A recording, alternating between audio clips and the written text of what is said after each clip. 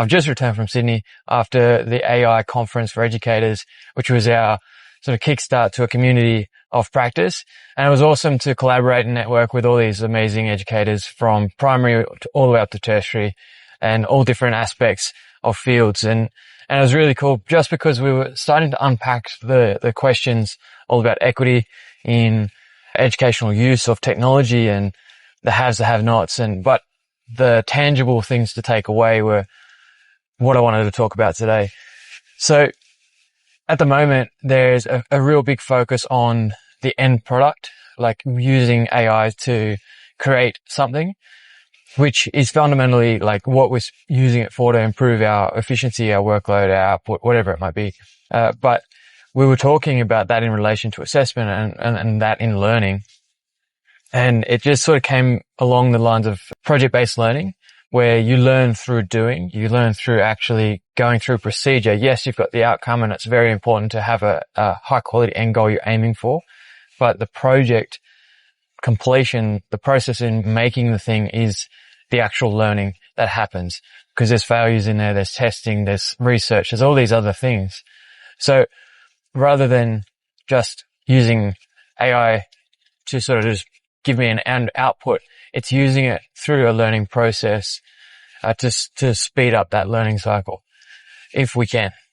Now, there's interesting research coming out that there is sort of like this argument that it's not technically doing that. It's not technically speeding up our ability to learn, but it's yet to be fully determined, because you can see that the speed in your output increases. So there was a couple of sort of voices that were talking about the loss of the basics of critical thinking. So the foundations of critical thinking, you can't just become critical and be analyzing and evaluating. You have to actually be able to identify between right and wrong. Is this correct? Is this incorrect? And those skills aren't really necessarily being taught if AI is doing the analysis or the evaluation for you.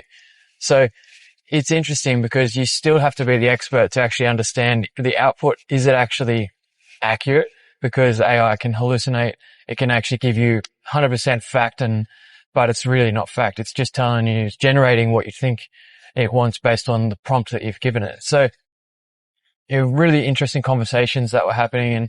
And Dr. Nick Jackson, he was one of the speakers, and he's got some really insightful sort of perspective on the AI and the use case, and all about creating the things, but the quality, that sense of achievement from producing something is still very much needed.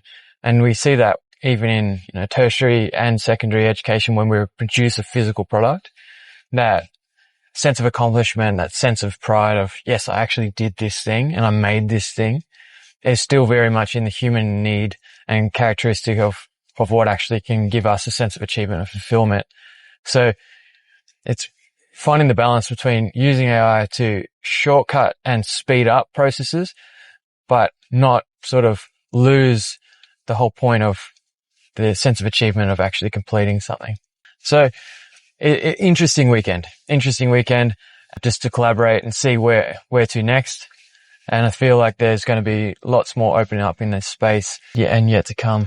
But that was just a quick little short summary. There's so many takeaways. It's really hard to just process at the moment with them, but a couple focusing on the process, not solely on the end product, but even though we need to keep that in consideration. Looking at the disparity between the haves and have-nots, how can we make things more equitable and actually provide opportunities for students to learn, teachers to learn, and find the best use cases, and just be around the people you want to become. There's a saying that the people you spend your time is who you become.